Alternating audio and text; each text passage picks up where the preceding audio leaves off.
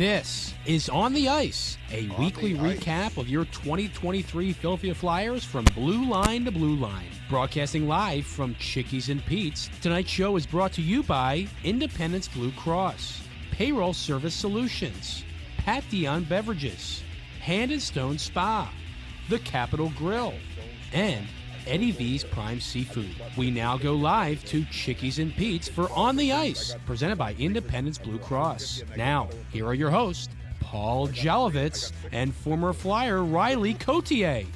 All righty, welcome everybody to beautiful Chickies and Pete's in Audubon, Pennsylvania. This is the Independence Blue Cross On the Ice program. I'm Paul Jolovitz. My co-host, not Riley Cotier, that was last week. It's Brad Marsh, who, by the way, we'll introduce our guest in a second. But I mentioned this last week. Brad couldn't come last week.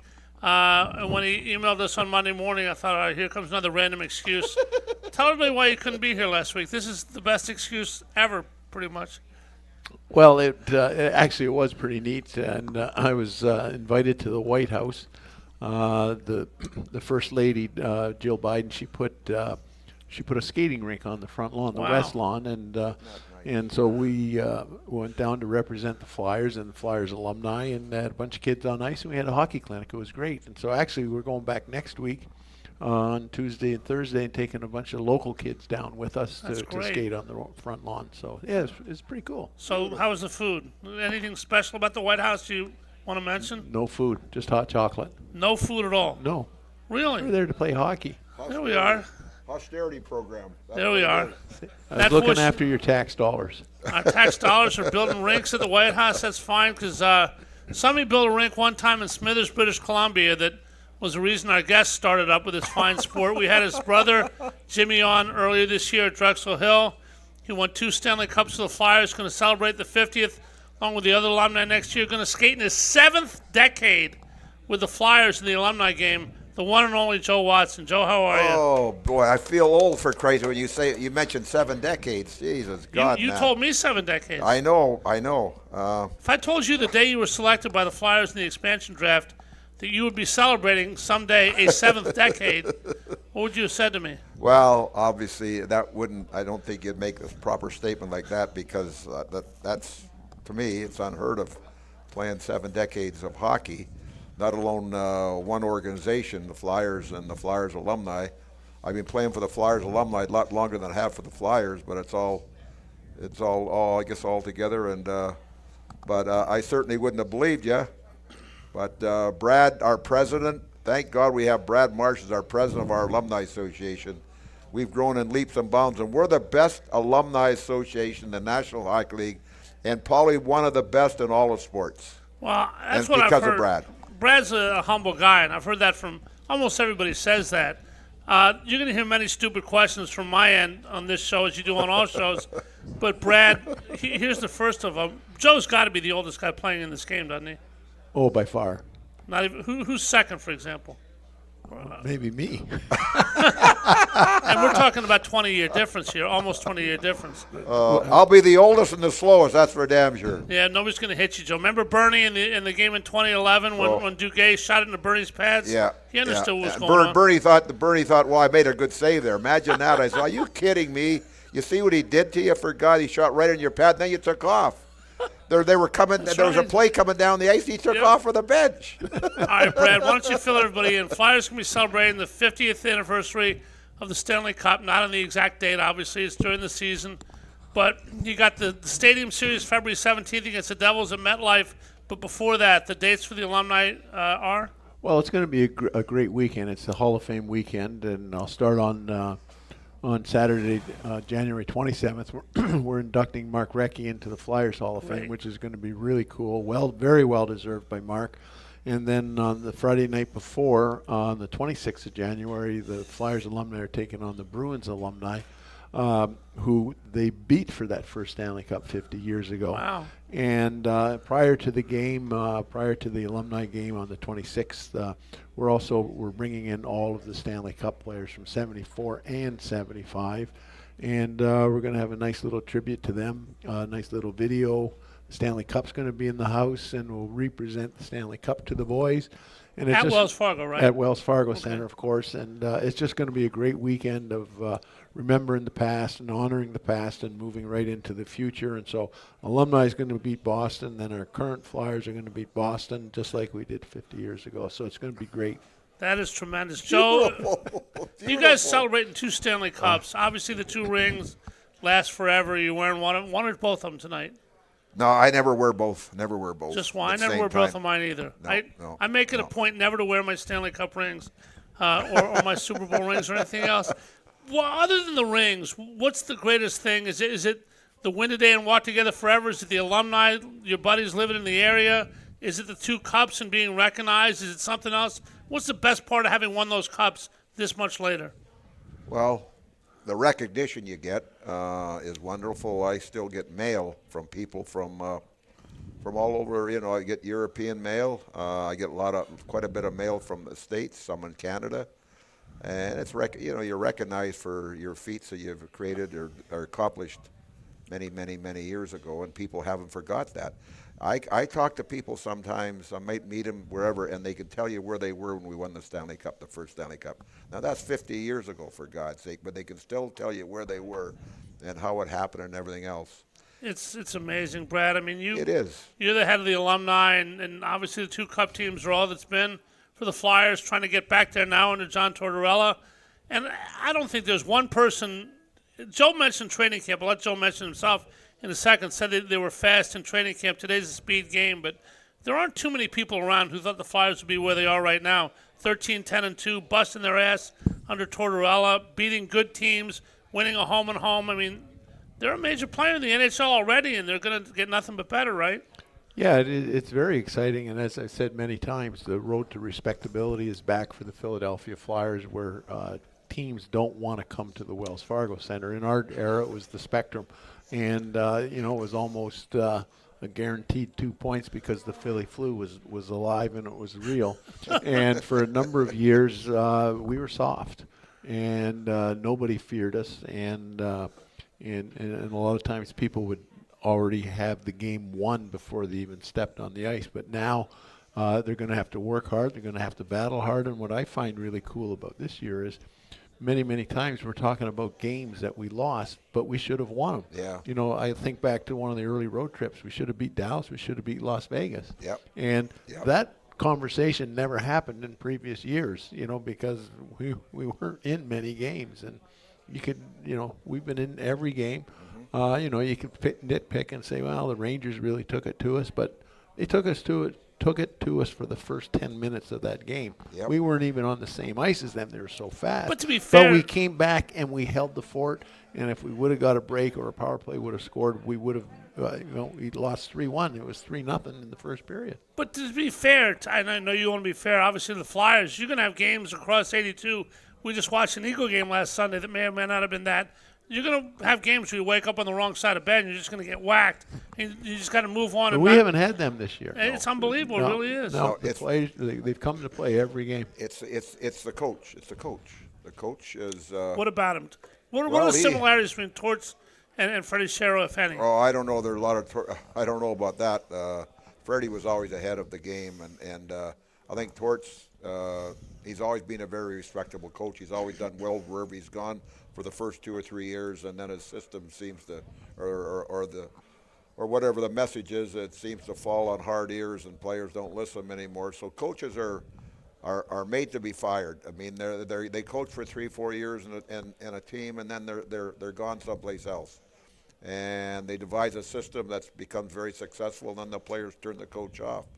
That never really happened to Freddie Shero. Freddie just decided to leave here in 1979, go to the Rangers, and he took the Rangers to the Stanley Cup Finals that year. It happened to Keenan, didn't it, Brad? What? Keenan. Just the shelf life, basically. Oh, I'm sorry. Yeah, and Keenan went to the Rangers too. Yeah. And won a Stanley Cup for heaven's sakes. Yeah. But no, there are a lot of coaches like that the players tune them out. And they have a very short shelf life. But I tell you, and I don't know Freddie. I never met him. I played against him when I came in the league. But I always had the impression that Freddie was one of the first professional coaches, not just hockey coaches, that really thought the game out. Yeah. Whereas back in the old days, work hard, work hard. And, it was just, that was really the only mantra that the coach had. Yeah. But Freddie came in, he was a thinking man's coach, and he kind of revolutionized the way the game was thought out by coaches. Yeah. Let me tell you a story. In 1974, we won our first cup, So we play the Rangers in a real tough series, and it goes to 7 games. We finally win it. We have one day we had to go to Boston Monday afternoon, and we played Tuesday. Wow. And Boston had 6 days off waiting for us. So they were waiting for the Rangers, not us. So anyway, we go to Boston, and on a Monday afternoon, I pick up the Boston Globe and I look at the headlines. This is anticlimactic. We just beat a better team to get to the finals, and we're going to play for the final of the Stanley Cup. And I looked, and I said, who in the hell made that statement? And I looked, it was Freddie. I said, Freddie, what the hell are you talking about? We haven't beaten them in 7 years, they're building. He says, Joe, we're not going to show them any respect. We're going right after them. They got a big, tough team, and we got a big, tough team. And I'll never forget Freddie saying, this is the way we're going to beat them, not the way we're going to play them, the way we're going to beat them. There's a big difference between playing and beating them. And Freddie honestly believed that we would beat them. And, my God, the players bought into it, and the rest is history. But the rest is history, obviously, that's the case. But you played a certain style back then. We were talking before the show, and I asked you if you were surprised at how hard and how fast the Flyers are playing to get out of the gate 13-10-2, and you said they weren't for one specific reason in camp. Tell that to the audience. Well, I went to training camp there, and I saw Brad there. The Flyers are having training camp, and I was watching them skate. I said, holy Christ, man. These guys are going 25, 28 miles an hour. Our fast speed was probably 15, if that. But, Orr was maybe 20 miles an hour when we played, but there weren't many guys, Cornway, but there weren't many guys that went 20. These goddamn guys go 25, 30 miles an hour. And the game is emphasis on speed now. It's on speed, and my God, the way they play and the way they skate and turn, it's just incredible to watch. It really is fun to watch the Flyers. They're a fun team to watch. How often do you get a chance to watch them, Brad? Well, I'm there every game, but I don't get to sit and watch play by play, shift by shift, because you run around doing things. And but I'm there every game, and then of course you watch the road games at home, and that didn't happen in the last couple of years. As I said previously, everyone's watching them now. Right. Well, I can't speak for John Tortorella. That's a duh comment, obviously, but I'm guessing that if I asked John Tortorella who his favorite Flyer was or is on this team, he'd mention a guy who's out 6 to 8 weeks now with a broken foot. He's certainly not the best player on the team. But, Noah Cates is a guy, he does a little bit of everything, exactly what Tortorella wants, how he wants it done. How fair a statement do you think that is, Brad? Joe got it right away. I mean, is he not the essential Flyer? 100%. And what no one knew him last year, and no one really. I don't know if they had him penciled in to make the team, but I love those types of stories. He came to camp, he was noticed, and he made the camp because of what he brought to camp. And far too many players, especially in modern day sports, they come and they rest on their laurels. Well, I did this in junior, I did this in college, therefore I should be on the power play, or I should be doing this. Top line, first pair of D or whatever. He came in and earned his spot. And that's the one thing that I don't think will ever change in hockey. You have to earn your ice time. Yeah. If you want to play, you got to earn your ice time. And the classic example of that is Bovrov, who's now stinking up the joint in Columbus. Yep. And he thought he was the best. Cat's meow. Yeah, he really did. But he didn't earn it. He didn't earn it. He expected it. And so, good riddance. Well, did he, from my perspective, he did earn it the first couple of years. And then he started to read his clippings, believe whatever he believed. Cat's meow, as Joe put it. Is that a fair statement? He was reading what all you media guys said about him. He might have been. So it's your fault. It might have been. It might be. Yeah. But I think he did earn it, and then he changed the way he played, and that's when the switch went off with the team in the city. I can remember when he came here, he was very physical. I remember him one time hitting Crosby there at Sunrise, right at the penalty box there in the first period. I said, holy crap, what a hit that is. That was a hell of a hit. Open ice hit.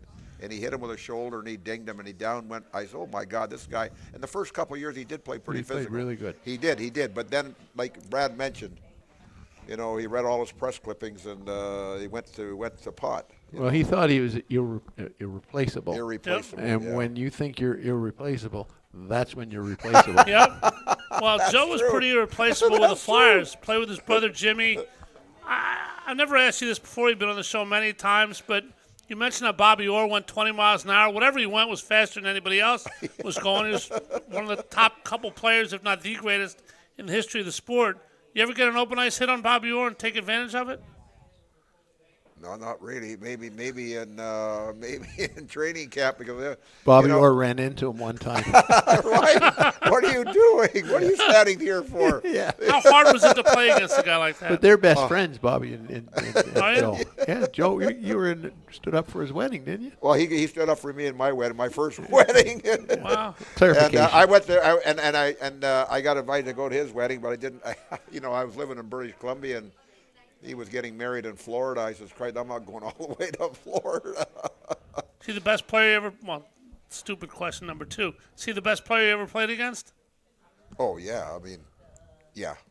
Honestly, you know what? They talk about a lot of players, but he revolutionized the game of defense and hockey. Orr did. There's only one guy that ever scored 20 goals prior to Orr coming in the league. That was Red Kelly for the Detroit Red Wings. Nobody else scored 20 goals as a defenseman. Christ, he come in and scored. He won the scoring 2 different times in his career. It's a scoring in the National Hockey League, for God's sake. Who's the best you ever played against, Brad Gretzky or Lemieux? Or? Well, I always like to say my very first NHL game was against Bobby Orr when he played for the Blackhawks. Remember 1978. Yeah. He played. He only played a partial season that year. So that for a kid growing up who when you played road hockey, you were always Bobby Orr. Yeah. It was a big thrill to play against him, even though he was at the end of his career, his knees were shot, et cetera, et cetera. Yeah. But to be on the ice with players like that, such as that, I also got to play, against Gordie Howe before he retired in his 50s. Yeah. And it's a thrill because, back when we grew up, the game was only on TV once a week. And you followed, you read about the team, you listened to radio, and like nowadays, everybody, everything that's going on because of your cell phone and cable TV and all that. And so you never, even people are shocked. My first NHL game that I ever saw, I played in it. Really? You never went to the games. You never had the opportunity to go to games. And my dad drive to Toronto 2 hours or Detroit 2 hours to go to a game. It was unheard of back then. So that's kind of like my hockey career. There's one slight difference to the story. The first hockey game I ever saw, I didn't play in, and the second and the third, and on and on and on we go. But we're here at Chickies and Pete's in Audubon. They got trivia night every Thursday night. The manager Keith invites you out. Thursday night trivia night. Starts at 7. Challenge yourself. There is a New Year's Eve party here at Chickens and Pete's. All you can eat. Starts at 8 o'clock. We won't tell you the date because it's a New Year's Eve party. You can figure that part out. Go to ticketleap.com. Also, a holiday promotion. You buy $50 in gift cards. You get $10 free. All kinds of stuff going on here at Chickens and Pete's in Audubon, PA, where we have Independence Blue Cross on the ice. We're here with Joe Watson, my co-host Brad Marsh. We're back right after this, folks. Stay with us.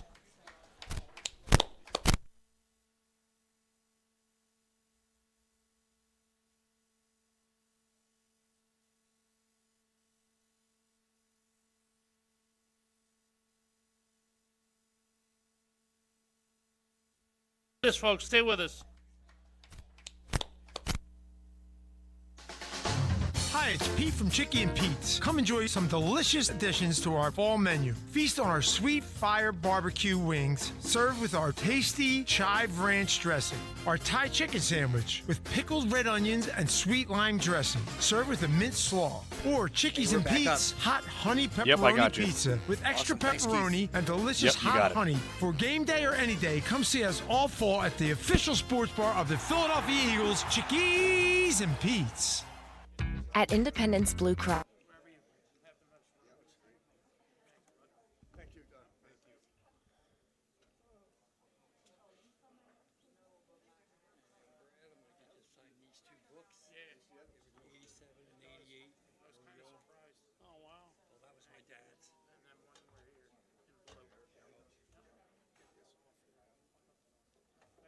X.com. Have If you're looking for a stylish and sophisticated fine dining experience, visit your Eddie V's Prime Seafood restaurant near King of Prussia. Eddie V's Seafood features an abundant selection of fine wines and curated cocktails to complement exquisite steaks and seafood made from the highest quality ingredients. In the V Lounge, sip on imaginative handcrafted cocktails with attitude while enjoying signature appetizers. Conveniently located between I-276 and I-76 near the King of Prussia Mall. Call them today, 610-337-7823 to schedule your night out for Eddie V's Prime Seafood. Head out to Dion Square, located at South Oxford Valley and South Olds Boulevard, with the following businesses ready to serve you: Pat Dion Beverages, CVS Pharmacy, Smile Culture Dental, Biomat, Liberty Auto Tags, Pennsylvania Fine Wine and Spirits, Lee's Hoagie House, AutoZone, and First National Bank and Trust of Newtown. Make Dion Square your one-stop shop for all your shopping needs at Fairless Hills.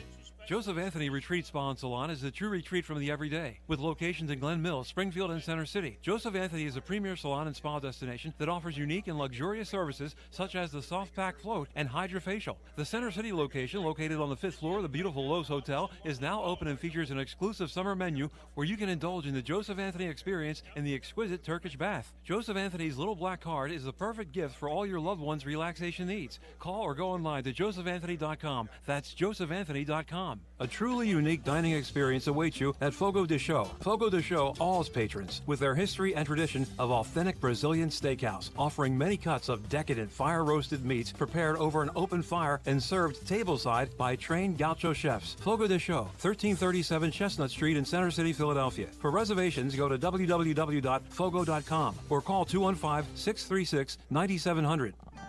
Payroll Service Solutions was established in 2001 to cater to the payroll needs of small to medium-sized businesses.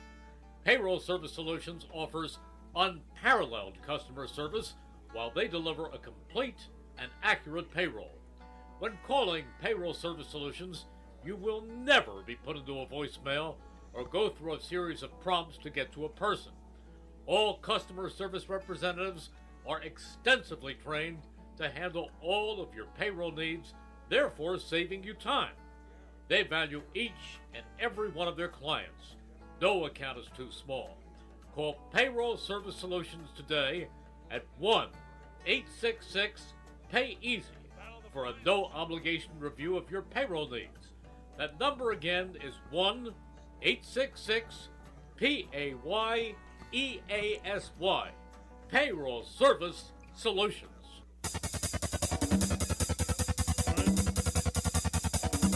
We now return to Chickies and Pete's for On the Ice, presented by Independence Blue Cross. Once again, here are your hosts, Paul Jolovitz and former Flyer Riley Cotier. Alrighty, Paul Jolovitz back with you. Brad Marsh, my co-host. Joe Watson is our guest here. Flyers going out on a 3-game Western trip starting tomorrow, and we wish them luck with that. We are live from Chickies and Pete's right here in Audubon on 1490 WBCB. It's time right now for the Independence Blue Cross Live Fearless Player of the Week. Each week we award a Flyer with this honor, and this week it's Tyson Forster, first-round draft choice from 2020, and his laser shot, who came alive with 4 goals, 2 assists for a 6-point week. Remember to choose Independence Blue Cross today and begin to live fearless. Brad, Tyson Forster is just an example of one of these kids who the light seems to be going on for. Sometimes when it goes on real quick. That's him, and he's definitely part of the nucleus going forward, in my opinion. What about yours? Yeah, well, I think we've been waiting a long time for him to show what we've seen the last half dozen games, and so hopefully he can keep it going. And he's not 22 yet. That's a great thing. Yeah, he seems like he's been here forever, for heaven's sakes. But no, he's just another shining light, and not to, not to look back and talk ill of any former player, but the Voraceks and the Giroux, they were great players for the Flyers. But when you have the great players like that and they're a little long in the tooth, it doesn't allow the youngsters to shine and step forward in the dressing room and maybe say something or be part of something or get power play time. And I think moving Claude 1, we got a pretty good player for him. Tippett's turned out to be pretty darn good for us. Yep. And and Chuck's hands were tied because he said, "I'm only going to here." We got a pretty good player in return, but it also allowed the other players to begin to blossom in a leadership role. Joe, who have you noticed on this team? Whether it's the defenseman, Carter Hart, forward, who's caught your eye? 24. the defenseman. Walker? Huh? Walker? No, Cam he's York? 26. No, 24. 24. Tough kid, the tough kid from Minnesota. Sealer. Sealer. Oh, Nick Sealer, wow. Yeah, Yeah. Nick Sealer. Well, Shot blocker. There's another guy that Yeah. they signed him just to be maybe the seventh defenseman. We had a couple of injuries. They could never take him out of the lineup now. He is unbelievable. You know what? Lights out good. He demands respect out there. You watch him Yeah. play. Nobody goes after him like some guys will get run into. There's very few guys ever run into him. They know because he'll react, and next thing he'll knock them out. And, geez, what about that kid he fought there against Dallas? The guy was 6'7", about 250.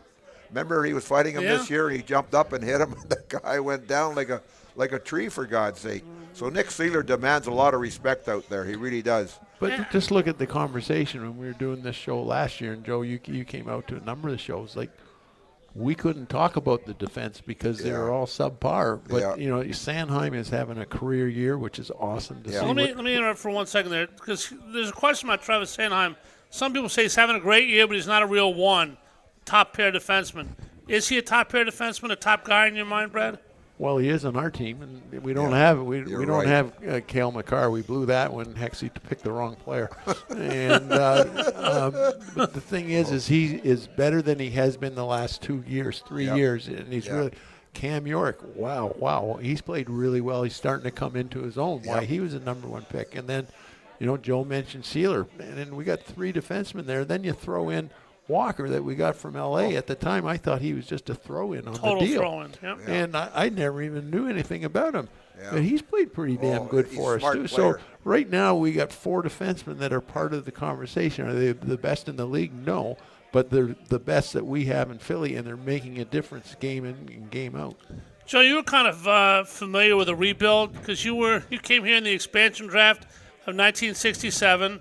I'm sure there was obviously a different world, different media, different everything. As Brad mentioned, TV once a week, 0 expectations, and within 7 years, you put putting a ring on that finger. Who were a couple guys when you came here in 67, you thought a few years down the road when we're good, this guy's going to be a part of it? Oh, gosh, in 67, my God, I look back and the Ed Van Ipp was drafted, myself, Bernie, Doug Favell, John Gauthier, John Mizik. A guy who played pretty well for us the first year is a guy named Don Blackburn. Don Blackburn was a left winger, and he had a real good shot, and he just never got Leon Rochford, I remember one time we go into Montreal. Montreal was a powerhouse. We beat them 4-1. Leon Rochford gets 3 goals in the game. We win 4-1. We had the best record, expansion team against the veteran teams that were in the league at the time, and our record was just as good as their record against each other. We won as many games as they beat us as many games. But if I told you you're going to win the Stanley Cup in your 7th year, would you call me crazy? Said we're going to win it sooner than that? What would you have said? Well, I think that when the Flyers drafted in 1972, they drafted Bill Barber, Tommy Bladen, my brother, a guy named Al McAdams, and Mike Bellemere. Those are our picks that year. All 5 picks made the National Hockey League. And that's when we realized that, we had a good thing going here because we had some good young players, quality players. Billy Barber went on to be a pro for many years and an all-star for many years. But when we got Clarkey drafted, we got him in the 2nd round. And the leadership qualities he had. Was he a 2nd rounder because of the diabetes? Because he's such an amazing player, obviously. Yeah, he was a 2nd round player. They took Courier. What was his name? That Courier, the first pick, and he didn't last but maybe 2 years in the organization. But a lot of teams passed on Clark because of his diabetic situation. Oops. But there was a guy named Jerry Melnick. He was a scout. Yep. And he convinced Mr. Snyder to go to Bud Poyle at the time and say we're going to draft him. And Poyle didn't want to do it. He says, your job's more or less on the line if you don't goddamn draft him. And he drafted him, and the rest is history. There's only 12 teams back then, so there's no shame going in the 2nd round. Expansion from 6 to 12, Yeah.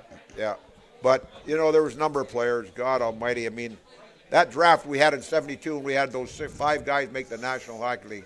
That solidified our team. One of the guys that solidified your team from that draft was your brother Jimmy. Obviously, there's the Sutters with 6 of them, and a couple played for the Flyers. But what's it like? I mean, we have the Hugheses now. 3 of them last night played against each other, who were all drafted in the top 7 picks of the draft. Yeah. One of them could win a Norris. One of them could win an MVP. They're unbelievable. What was it like to play with your brother? Did you ever play against him in an NHL game also down the road? Well, I had one game against the Flyers when I went to Colorado. After the season at '78, you're called in and you'd have a meeting with the general manager and the coach, and they say, well, we're gonna start bringing in young guys. We want you to stay here and develop, help us, maybe play 35 or 40 games. I said, oh, hell, I'm only 36. I want to play. They said, okay, we're gonna have to trade you. I said, fine. So they traded me to Colorado. I go to Colorado. My last game was November the 9th. 1978 in Colorado against the Flyers. And next morning, we get up, we had to go to St. Louis and played in St. Louis. It's very ironic, I played my first game in St. Louis building in 1963, and the last game in 1978 in that same building. I broke my right leg very badly and ended my hockey career. That's a question for the trivia night. There we are. Right That is a question. They have trivia night here every Thursday. I was listening to the announcements. We'll give it to Keith. When you played against the Flyers the night before, did you wind up coming? We tied 2-2. I remember we went out for some bubble movies after the game, and we had to get up early. And the Flyers, I don't know where they were. I think they were going. No, they weren't going to. Yeah, they were going to Vancouver. So they had to get up, but they didn't play in Vancouver that night. But I played. We had to play in St. Louis the next night, and I shattered my leg, and that was it. Oh, well, that's one for trivia night. By the way, Vancouver may be the surprise of the NHL right now, Brad. They're coached by a guy you might have heard of named Rick Tocchet, who used to play with the Flyers. So Flyers are all over the place. We'll talk with Joe Watson, Brad Marsh about much more about this team, the Flyers, about Joe, some stories from the past. Brad's got his Warriors report to tell us about, and we'll take a look around the NHL. Again, a lot of great things happening. Hope everybody's having a happy holiday season. We're back here at Chickies and Pete's in Audubon. Great place, great food, great atmosphere. Coming out and say hi. Back after this. Stay with us.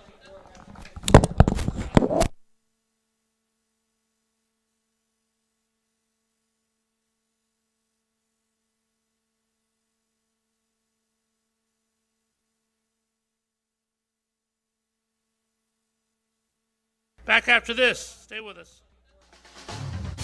Hi, it's Pete from Chickie Pete's. Come taste our unique flavors for fall with some delicious additions to our cocktail menu. Try a pumpkin white Russian with Stoli vanilla, or a tasty tequila apple pie with butterscotch schnapps. Or how about a fireball apple cider sangria topped with ginger beer for game day or any day? Come see us all fall long at the official sports bar of your Philadelphia Eagles, Chickies and Pete's. Millions of Americans are losing their medical assistance or Medicaid coverage. If this affects you, Independence Blue Cross can help. You may be eligible to enroll in a health plan for as little as $0 a month. With Independence Blue Cross, you get the largest provider network in the area, including most Keystone First doctors and hospitals. We also offer free 24/7 telemedicine, coverage for hospital stays and prescriptions. See if you qualify for $0 health insurance and enroll today. Call Independence Blue Cross at 1-844-464-2583 or visit ibx.com/staycovered. If you're looking for a stylish and sophisticated fine dining experience, visit your Eddie V's Prime Seafood restaurant near King of Prussia. Eddie V's Seafood features an abundant selection of fine wines and curated cocktails to complement exquisite steaks and seafood made from the highest quality ingredients. In the V Lounge, sip on imaginative handcrafted cocktails with attitude while enjoying signature appetizers. Conveniently located between I-276 and I-76 near the King of Prussia Mall. Call them today, 610-337-7823 to schedule your night out for Eddie V's Prime Seafood. Head out to Dion Square, located at South Oxford Valley and South Olds Boulevard, with the following businesses ready to serve you: Pat Dion Beverages, CVS Pharmacy, Smile Culture Dental, Biomat, Liberty Auto Tags, Pennsylvania Fine Wine and Spirits, Lee's Hoagie House, AutoZone, and First National Bank and Trust of Newtown. Make Dion Square your one-stop shop for all your shopping needs at Fairless Hills. Joseph Anthony Retreat Spa and Salon is the true retreat from the everyday. With locations in Glen Mills, Springfield, and Center City, Joseph Anthony is a premier salon and spa destination that offers unique and luxurious services such as the soft pack float and hydrofacial. The Center City location, located on the 5th floor of the beautiful Lowe's Hotel, is now open and features an exclusive summer menu where you can indulge in the Joseph Anthony experience in the exquisite Turkish bath. Joseph Anthony's little black card is the perfect gift for all your loved ones' relaxation needs. Call or go online to josephanthony.com. That's josephanthony.com. A truly unique dining experience awaits you at Fogo de Chão. Fogo de Chão awes patrons with their history and tradition of authentic Brazilian steakhouse, offering many cuts of decadent fire.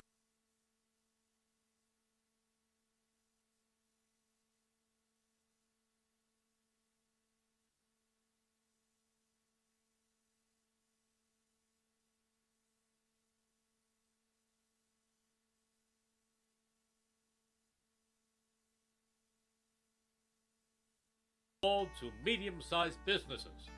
Payroll Service Solutions offers unparalleled customer service while they deliver a complete and accurate payroll.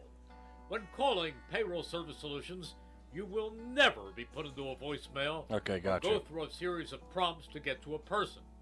All customer service representatives are extensively trained to handle all of your payroll needs, therefore saving you time. They value each and every one of their clients. No account is too small. Call Payroll Service Solutions today at 1-866-PAY-EASY for a no-obligation review of your payroll needs. That number again is 1-866-PAYEASY.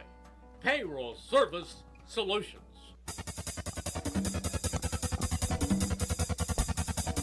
We now return to Chickies and Pete's for On the Ice, presented by Independence Blue Cross. Once again, here are your hosts, Paul Jolovitz and former Flyer Brad Marsh. And it is time now for the Smart Stat of the Week, brought to you by Payroll Service Solutions.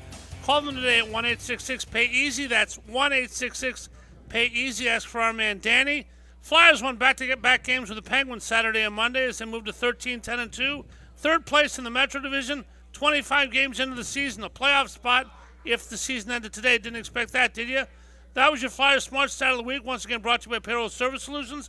Call them today at 1-866-PAY-EASY for the smart choice in payroll services. Payroll Service Solutions, catering to the small and medium-sized business to handle all of your payroll needs. Call them once again at 1-866-PAY-EASY. And when you rebuild, Brad, you got to rebuild with youth, with veterans. And the Flyers, they aren't all young. They got some veterans. Sean Couturier back this year with Cam Atkinson. In the last week or so, 2 weeks, we've seen Rasmus Ristolainen, Mark Stahl back on the defense. It's a combination, but they're getting it from the veterans as well, aren't they? 100%. The veterans are a key, I think, to any team, but they got to be the right veterans so that they can lead by example, number one, and then two, in the dressing room, that they can take some of these young kids, put their arm around them, and not only show them about life in the NHL on the ice. That's easy. But life off the ice and everyday living as a professional athlete. So the veterans are key. When you came in the NHL, either one of you guys, obviously you know what hockey is. You've played hockey your whole life. But the one thing off the ice that you just didn't expect, whether that's to do with money, time, girls, whatever it is, what was it? The game was 100% different back then, where it was very much a social sport. And I'll never forget my first, coming up and guys smoking before the game in between periods in the dressing room. I go, what the heck is that? Tommy Lysiak and like Guy Lafleur was a chain smoker. Yeah. He smoked all the time, and that was like an eye opener right there. Wow. But the big thing was the team atmosphere. Not that we weren't close as a junior team, but you're a teenager and the kids lived in different areas in the city and went to various high schools and so on and so on. But when you're in the NHL, it was very much the team atmosphere. And you practiced, in Atlanta we practiced at 10 o'clock, and it was expected that you were at lunch after practice, and that doesn't happen anymore. That was the real eye opener, was how close that NHL team was, and and sometimes lunch turned into dinner. but it was a different game back then. It was still an extension of everyone's childhood. We were so thrilled to be playing hockey and being paid to play hockey, and now it's a business. It really is a business. What about you off the ice, Joe? Well, I broke in with Boston. I played 4 games with Boston in 1965. My very first game was against a team was the Detroit Red Wings, and they're my favorite team growing up. And I had a chance to play against Red Kelly and Gordie Howe, Ted Lindsay, and those guys. But my favorite player was Red Kelly. I got a chance to meet him after the game, and there's a guy named Gary Bergman, was a defenseman for Detroit. And like Brad mentioned, that we socialized with the opposing team sometimes, and he came up to me, Gary Bergman, and said, "Joe, Mr. Watson," or whatever he said to me, he says, "You played a good game." I says, "Really?" He says, "Yeah, I watched you." And we won that game 4-0, and Detroit was the best team in the league that year, and we beat them 4-0 in Detroit. And but I can remember playing back-to-back games. One time we played Montreal, and then we had to go back to Boston and play the next night, and you're going by train. So we get on the train. Of course, the losing team has to be in the second car, and the winning team is in the first car. Wow. So in order to get your food, you had to go through the first car to go to the cafeteria in the train to get some food. And I remember John Ferguson from Montreal. He was I knew him. He came to hockey school in Smithers, and him and I worked together. And he saw me and he went like that. You can't say anything. You can't say. You just can't say even know the person, because there's no fraternizing on the trains. That's for sure. I'll tell you what. If there's trivia night, Brad, here on Thursdays, there was memory night. You remember 4-0 games in 1965. What happened in 1973? You always had a memory like this? Yeah. He doesn't know what he had for lunch, though. I had some chili today. And quinoa and chili. Short-term, long-term memory. Yeah, Brad, but imagine that, though. 2 professional teams on the same train. Yeah. That's incredible. Yeah. And Can't even think about that now. Now you're lucky if they're in the same airport, because everyone charters now and so on and so on. But that's incredible, and I'm surprised that there was never a brawl on the train. Well, I heard a story. A buddy of mine is a ref in the NHL, and he mentioned, obviously you're not supposed to travel with a team if you're a referee, but he was there was a game in Portland, Maine, a minor league game, and freezing cold night, game's over, and his car broke down. The referee's car broke down. And one of the teams was busing somewhere, and he said, "My car's not going to be ready for a few days." And he got a ride with one of the teams, and he just called all these penalties on him. I mean, it happened. Just fraternization sometimes is essential, just as human beings, right? Yeah. Brad mentioned juniors, and coming up in Gothenburg, Sweden, over the holidays, the World Junior Championships, which are tremendous. It's obviously under 20 hockey. Anybody in the world, not many guys from the NHL, because guys good enough to play in the NHL stay there usually. But the Flyers, Brad, 3 guys, never mind Mitchkov from Russia. I don't think Russia's allowed in. We were wondering about that. But Cutter Gauthier from Boston College having a great season. And then 2 23 picks, Oliver Bonk and Denver Barkley. Flyers got some people coming too, absolutely. Yeah, that's great. Yeah, the World Junior Tournament is tremendous, and it's unfortunate that it doesn't get the viewership down here or the following down here, but it will be on NHL Network. But in Canada, you got to understand, when the World Juniors are on, it's like Super Bowl numbers. Like, everybody watches the World Juniors in Canada. It's phenomenal what that event has become. I played in it, for heaven's sakes, back in 1976 and 1977. Yeah. Wow. And it wasn't. Although it was still a great tournament, but it wasn't on TV. It wasn't what it is now. Well, you were telling me a story, Joe, before the show. Joe was playing in the World Junior quarterfinals, and Abraham Lincoln scored 2 goals for Illinois in that tournament. What are you talking about? No. Not quite that. No, I never old. played in the World Juniors. Christ, no. Were there the World Juniors when you played? No. Did they have them? No, the World Juniors weren't around there. That was in the 60s when I played junior hockey. Christ, no. He's old. No. I'm old. You're old. Played in 7 decades for the Flyers. That's unbelievable. It really is. By the way, guys, the Sporting News released a poll or a list or whatever last week with the 50 best players in the world under the age of 24.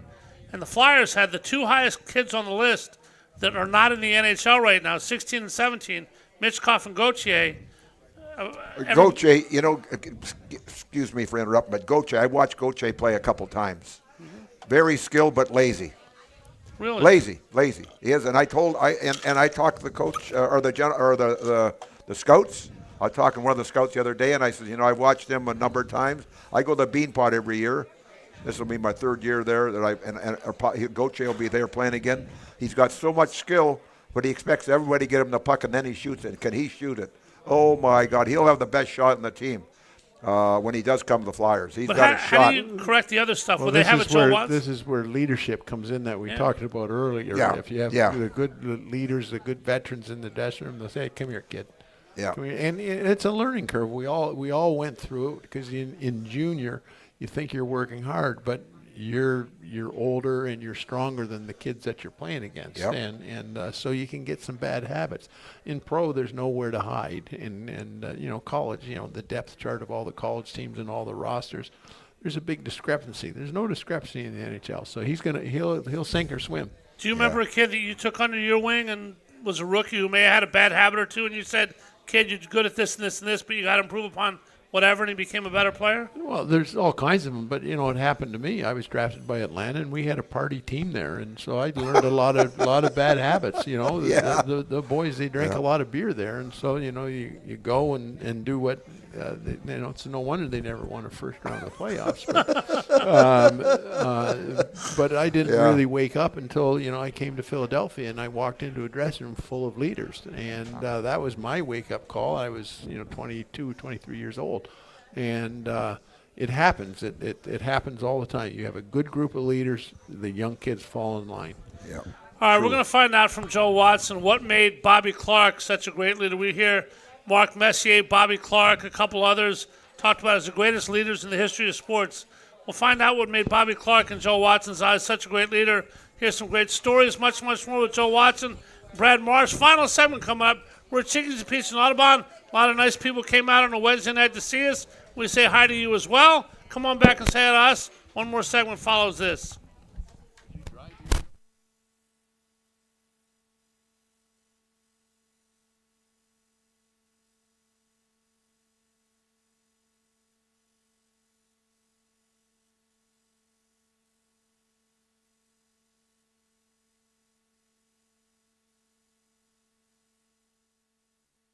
Some delicious additions to our fall menu. Feast on our sweet fire barbecue wings, served with our tasty chive ranch dressing. Our Thai chicken sandwich with pickled red onions and sweet lime dressing, served with a minced slaw. Or Chickies and Pete's hot honey pepperoni pizza with extra pepperoni and delicious hot honey. For game day or any day, come see us all fall at the official sports bar of the Philadelphia Eagles, Chickies and Pete's.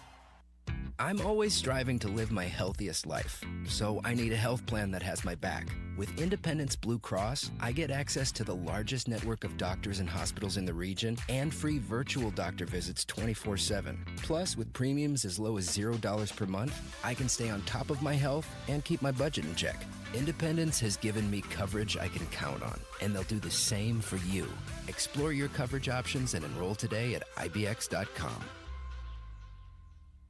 If you're looking for a stylish and sophisticated fine dining experience, visit your Eddie V's Prime Seafood restaurant near King of Prussia. Eddie V's Seafood features an abundant selection of fine wines and curated cocktails to complement exquisite steaks and seafood made from the highest quality ingredients. In the V Lounge, sip on imaginative handcrafted cocktails with attitude while enjoying signature appetizers. Conveniently located between I-276 and I-76 near the King of Prussia Mall. Call them today, 610-337-7823 to schedule your night out for Eddie V's Prime Seafood. Head out to Dion Square, located at South Oxford Valley and South Olds Boulevard, with the following businesses ready to serve you: Pat Dion Beverages, CVS Pharmacy, Smile Culture Dental, Biomat, Liberty Auto Tags, Pennsylvania Fine Wine and Spirits, Lee's Hoagie House, AutoZone, and First National Bank and Trust of Newtown. Make Dion Square your one-stop shop for all your shopping needs at Fairless Hills. Joseph Anthony Retreat Spa and Salon is the true retreat from the everyday, with locations in Glen Mills, Springfield, and Center City. Joseph Anthony is a premier salon and spa destination that offers unique and luxurious services such as the soft pack float and hydrofacial. The Center City location, located on the 5th floor of the beautiful Lowe's Hotel, is now open and features an exclusive summer menu where you can indulge in the Joseph Anthony experience in the exquisite Turkish bath. Joseph Anthony's little black card is the perfect gift for all your loved ones' relaxation needs. Call or go online to josephanthony.com. That's josephanthony.com. A truly unique dining experience awaits you at Fogo de Chão. Fogo de Chão awes patrons with their history and tradition of authentic Brazilian steakhouse, offering many cuts of decadent fire-roasted meats prepared over an open fire and served tableside by trained gaucho chefs. Fogo de Chão, 1337 Chestnut Street in Center City, Philadelphia. For reservations, go to www.fogo.com or call 215-636-9700. Payroll Service Solutions was established in 2001 to cater to the payroll needs of small to medium-sized businesses. Payroll Service Solutions offers unparalleled customer service while they deliver a complete and accurate payroll.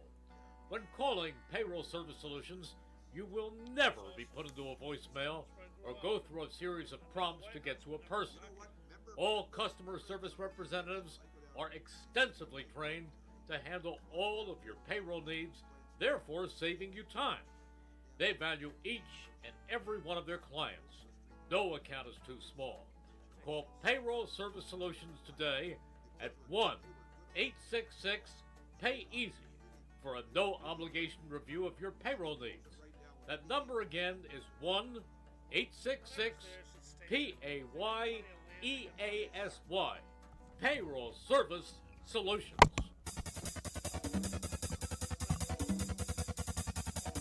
We now return to Chickies and Pete's for On the Ice.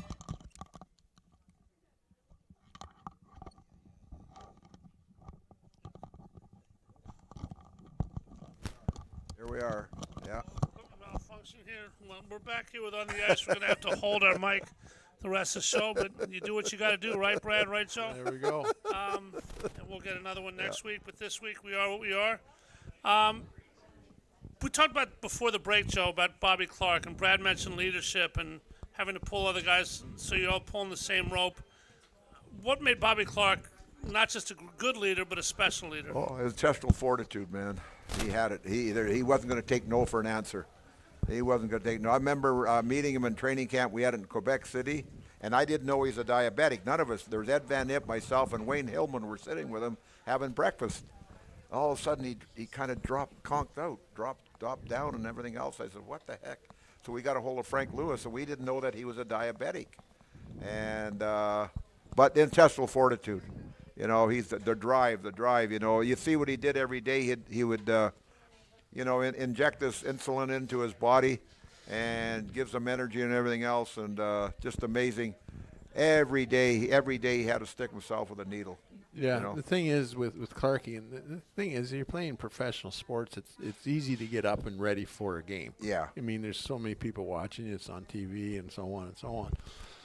But what makes the difference between a lot of players is practice, and he came to play every practice. Yeah. And because he worked so hard in practice, other people started working hard in practice, and pretty soon the tempo in practice is game tempo.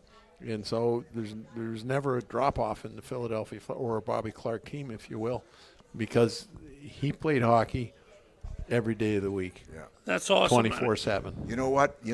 One thing he couldn't do, he couldn't skate or he couldn't shoot. All he could do is play hockey. I remember talking to Harry Sinden 2 years ago in Boston, and we're talking about Clarkie and you know, the leadership he displayed when he played. And so Harry said to me, well, how's he doing? I says, well, Harry, you know what? When you look at Clarkie, he couldn't skate. He wasn't a great skater. He couldn't shoot. All he could do was play hockey. And Harry says, you're absolutely right. Well, maybe that's And that's what's wrong. They got analytics now all the time. Analytics. Yeah. What they don't have an analytic for is heart and how to play the game.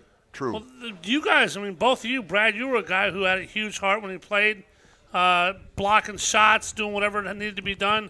Joe, the same thing. Hockey's a game like that, guys, isn't it? Where you talk about analytics, Brad. You can't measure everybody by how fast you are. There are a lot of guys in this league who can skate like the wind and shoot like a rifle, but can't play, aren't there? Well, I think hockey is the best team sport. Obviously, I'm biased, but if you look at the other sports like football, the play stops every down, and you go from a stand, and the quarterback goes hut, and it's a set play. You run off the left tackle or whatever. Then the play stops, and it's another set play. Basketball, the same thing. One guy dribbles up the court, and you've got 1-2, 1-2 type of thing. Baseball, the pitcher throws it, and the hitter hits it.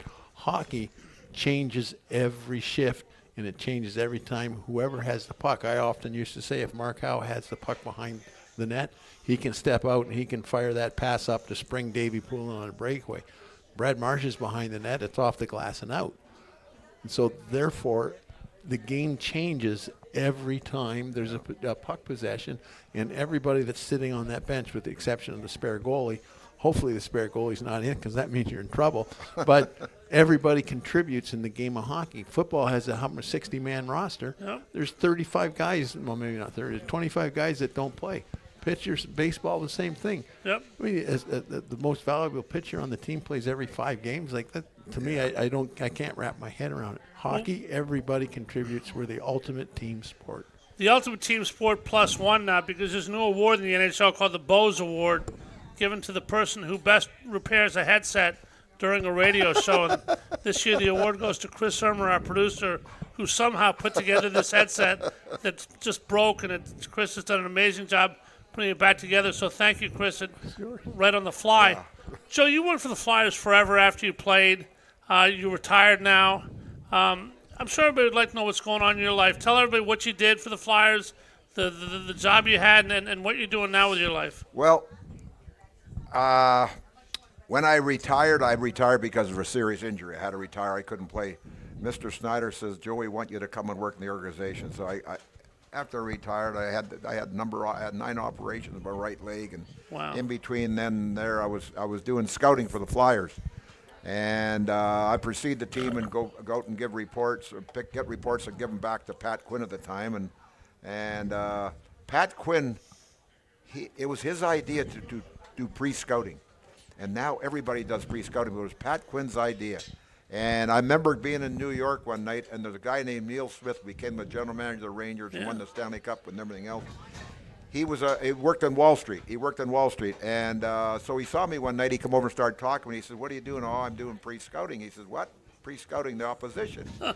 So he phones Al Arbor. And he tells Al Arbor what the Flyers are, and he says, "If it's good enough for the Flyers, it's good enough for us. I want you to be our bad scout," and that was it. So that's how Neil got a job in hockey. Wait, Neil Smith of the Rangers called Al Arbor of the Islanders to tell him what the Flyers were doing? No, he was working at Wall Street then. Oh, but he was in the building in Madison Square Garden. He saw me. He came over and started talking to me. Asked me what we were doing. I said, "We're doing pre-scouting." He says, so he phoned Al Arbor, and Al Arbor says, "Good enough for the Flyers, good enough for the Islanders," and that's how it started. That's true. And then I got into advertising sales for 4 years. And and scouting, and the scouting took too much out of me. My kids were young at the time. My son was 4, my daughter was 3, and I was gone for 2 weeks, 10 days at a time. And I said, I can't do this, so I started selling advertising in '85, and I did it until 2 years ago. That's tremendous, Brad. Yeah. We only got about a minute left. Joe's got a book out now too. Yeah, my book came out. Yeah, my book just came out 2 days ago. I didn't realize. I thought it wasn't out yet. Thundermouth. It's called Thundermouth. Thundermouth. Wow. Well, Thundermouth came about where I was born and raised way up in northern Canada. Smithers. And there's more wild game than there are people up there. And to get somebody's attention, you had to holler. And I had a very boisterous voice. And then when I came down here, people could say they could hear me up in the 3rd level. When I was playing on the ice, they could hear in the You third and your brother level. both, the Watson voice, yeah. All right, Brad, you got the Warriors. We always like a Warriors report. You just got a quick couple seconds here.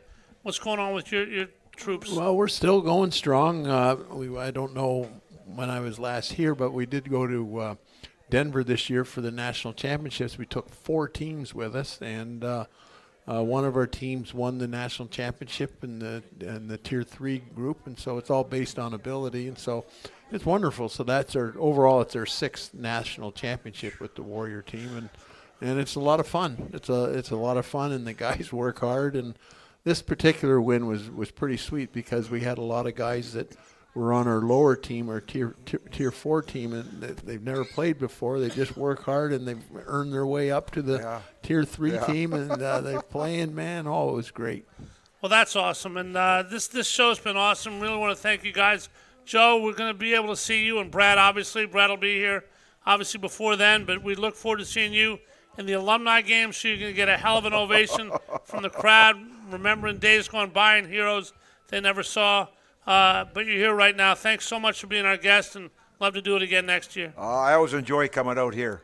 I always enjoy coming out here, Chickie and Pete's and the radio station, and meeting fans, and the drive out here was strenuous, but other than that, it was okay. All right, Brad, thanks to you as well. We're not the White House. We're not a bad replica. See you again soon, and best of luck with that alumni planning. Thank you.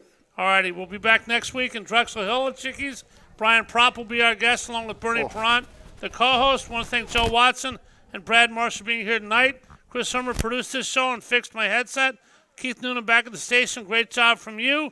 Thanks to everybody for coming on out for WBCB Radio and Independence Blue Cross. This has been On the Ice. We'll see you next week in Drexel Hill. Until then.